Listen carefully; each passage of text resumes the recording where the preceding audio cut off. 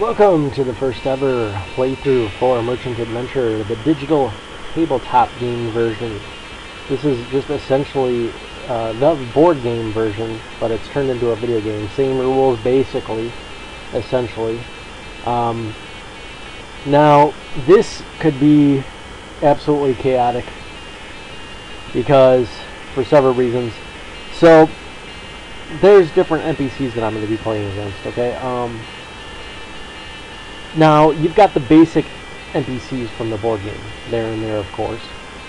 Then, you've got the custom NPCs I made for the board game, which I tried to put into computer form here. So, you know, they're going to be somewhat buggy, but they're going to basically fill their role. There's a couple more that I made that I wanted to do for the board game that I never got around to that I put into here. There's still one more that I want to do. So you got those. So they play as actual players, unlike the basic NPCs, which are just part of the hard-coded into the game. Okay, so then now we got two LLM NPCs by Claude and ChatGPT. Now these aren't very refined. None of these are, except for the default tabletop NPCs. Those are pretty refined. But the independent ones are not that refined, especially the LLM ones. So I'm expecting them to totally fail, but we'll see.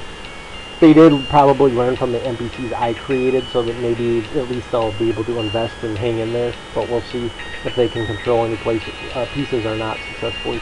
So this isn't completely updated yet because ChatGPT did do a little bit of the programming. Okay, so let's go into the game, and like I say, this is going to could be completely chaotic, who knows. And like I say, even the NPCs I created, the computer versions aren't completely bug-free, so who knows what's going to happen, if they're going to succeed or fail. I've seen them do both. Alright, let's try this. So I'm just going to put an aid for when I play games here, when I play the computer version of tabletop games. Let's get going. So now it's randomly selecting ports, and it's selecting the position of the players. Now if you ever want to see the position of players, you just click on entities here, and it looks like ChatGPT is going first, and then I am right here. That will always tell you the order, and then Claude is last, which is not necessarily a disadvantage. So let's look at what's going on here so far. So Jeneth the Trader was the only one so far that has built or started a company. So let's look at this. Jeneth and Edelman. ChatGPT did not start a company yet. I'm not sure if he's supposed to. I'm not sure if he programmed it that way. Didn't look like he really did anything. So X1 didn't do anything obviously yet because he doesn't start companies. Alright, so I'm going to start a company now. And you start off with 5 coins as a player. So I'm going to do that. Establish. Company B. Okay, and then I'm just going to close this for now and end my turn. So my company is going to be selling 5 more shares basically. And I'm sure these guys will buy it.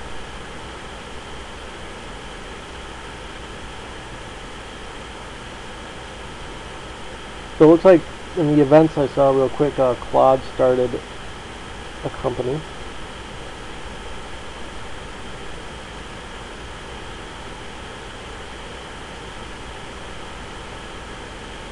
Okay, back to my turn.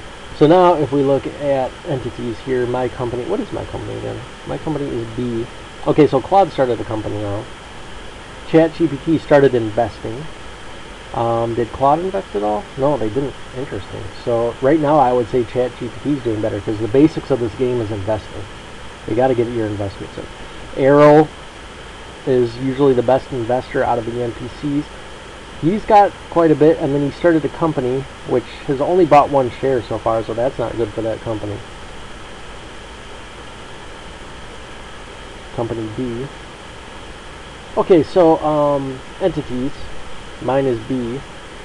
So now I have 15 coins. I just sold the rest of my coins or my shares that my company held on to. So I have 5, and 5 are there's 5 more outstanding, owned by others. And I'm just going to place it right here. Then now I'm going to go to the money letters. I'm going to take a personal loan. Oh. Yeah, let's do this. And then I'm going to start another company. And I'm going to buy all the shares in this, so I'm going to own 100% of it. Each company has 10 shares. Okay, so now that will have 10 coins, because when you start a company, each share costs 10 coins, and you can choose how many you want to buy. I'm going to go to F here, confirm, and end the turn. So far, Claude, looks like Claude has built a vessel with his company E. Okay, interesting. Let's see what it's going to do. I've never seen this do anything. Okay, so my NPCs I've been building for the last week, so I've seen what they can and can't do, and I've seen them fail and succeed. So we'll see how Claude competes here. So right now, let's take another look at the companies now. Yeah, Edelman the Bandit has a few investments. Okay. So let's start exploring. Let's see what we can find. And I also want to see what Claude does. I'm interested to see that. Now, it might be strategic for me just not to explore, because every time you explore, you're risking encountering a storm. It might just, with this company, because this is the one I own all the shares in. So I might want to just hold off on that and wait. Now let's see if Claude does anything, or if he just sits around and waits for me to do all the dangerous work. Because the basic NPCs I created, they just wait. It looks like he's waiting. Not doing anything, at least this turn. So that might leave it up to me to take all the risks. There is another NPC I think I mentioned that I wanted to create that will be taking risks. It will start exploring right away, which can be good, you know, if you're the first movers. Sometimes that does help. So I'm gonna just wait with this one for now, and I'm gonna go into the money lenders. Yes, that's what I'm gonna do. Money lenders, company B, borrow. I'm gonna buy another vessel with this. So this is the one I own 50% in. So I'll let that one take all the risks, and I'll just chill with this guy. Now, you're not going to see, I can briefly go over these entities here. Exomonas, he just invests and manages ports. So eventually if his investments are successful, he'll eventually try to take over a port. And he'll probably build a warship with that, if he can afford it. Geneth, he just builds vessels and trade once villages are discovered. Edelman will build a pirate once a substantial village is created. All these guys invest. All these NPCs first invest, and then they do what their main task is. And then Jiffle, who he builds one vessel and colonists, other than just investing. And we can see their share portfolios right here. An Arrow investor, he invests, and he will even buy bonds, and he will start a company that invests. And as we saw, his company only bought one share. I've seen it buy more, so I'm not sure. He may have not been able to. May not have had any options. I'm not sure. The events go too fast. I couldn't really see what was happening. Okay, I'm just going to move around here, and we're going to keep exploring and see if we can encounter anything good, and hopefully not a storm.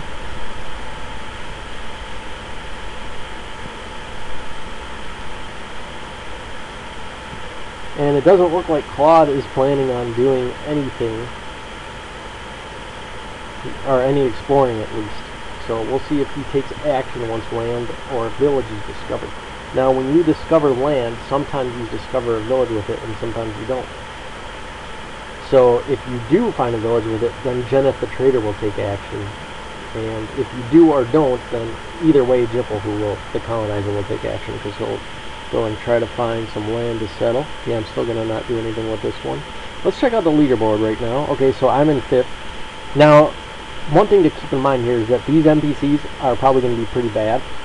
So, I'll probably beat them, but there is cases where they can beat you, especially if you make a mistake. But the default game NPCs are the ones that are difficult. Okay, so they're just like extra competition, basically. So the main ones I gotta beat are the corporation and the natives. The natives still have 0. So these guys have negative score because they're in debt. And I'm in debt too, but my investments put me above. So out of all the players, I'm in 1st place right now. Okay, let's keep on exploring and hope for the best. Alright. I'm going to go one more out here, and that's it.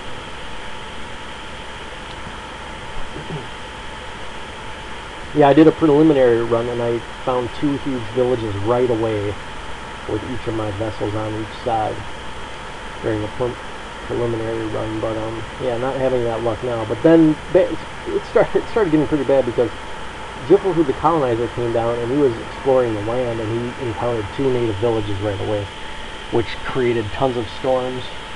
And it looked like it was going to be a pretty awesome and chaotic game, but it was just a preliminary run to see if everything was working, or at least, working enough to play. Okay, I'm going to wait with this. Continue to explore here. Alright, nothing this turn again.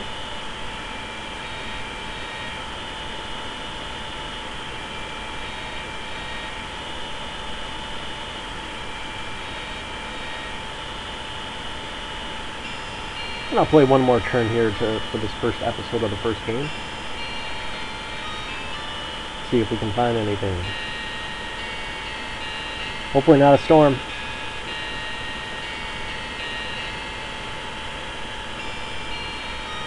Oh, we find a storm. That's not good. Okay. Okay. I think that's going to do it for this turn. So now our company value is going to go down because we lost a piece. And we got a storm roaming around, which could cause havoc and could also help us encounter more land. Alright, we will be back for the next episode soon.